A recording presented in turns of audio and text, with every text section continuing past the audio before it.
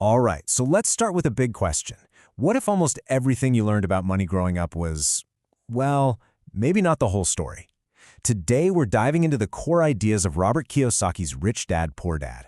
This is a book that's famous for pitting two father figures and their two totally different financial philosophies against each other. So let's break down the lessons that really changed the game for millions of people.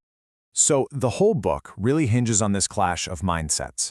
On one side, you've got the poor dad. He's highly educated and he's all about the safe path, job security. But on the other side, you have the rich dad. He was a school dropout, but he taught that the real path to wealth isn't a safe job, it's about understanding how money actually works. This conflict right here, it sets the stage for a pretty powerful lesson in how finances work in the real world. You see, that conventional advice, that safe path, isn't just a philosophy.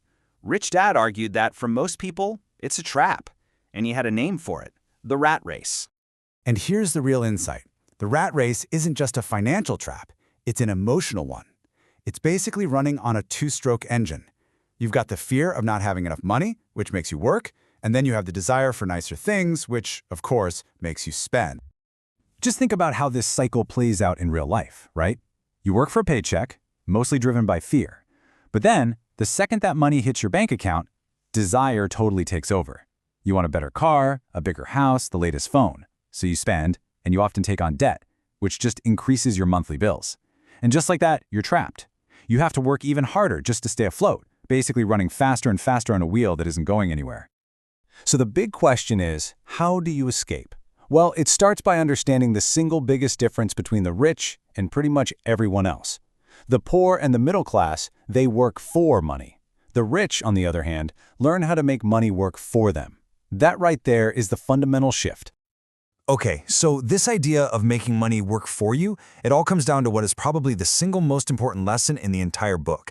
It's a really simple distinction that once you really get it, it changes your whole financial picture. First up, we have an asset. And the definition is beautifully simple. An asset is anything that puts money into your pocket. That's it. Think of it like a little financial engine that's always working for you, generating cash month after month. And then you have its opposite, a liability. And it does exactly one thing. It takes money out of your pocket. It's a constant drain on your finances, period. And this right here is where people's financial lives go in completely different directions. The wealthy spend their lives acquiring assets, things that generate income. The middle class, on the other hand, often ends up accumulating liabilities that they think are assets, things like their personal home or their car. The real question isn't, is this thing valuable? The real question is, does it put money in my pocket or does it take money out?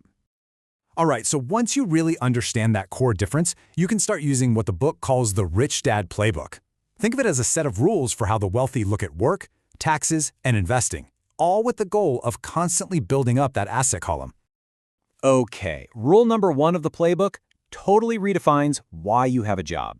It's this: work to learn, not just to earn. So instead of just chasing the highest salary, the idea is to prioritize jobs that teach you really valuable skills, like sales, marketing, or accounting.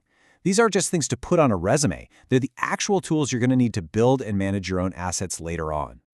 This next part is all about what he calls financial IQ, especially when it comes to taxes. See, an employee earns money, gets taxed on it right away, and then has to try and live on whatever is left.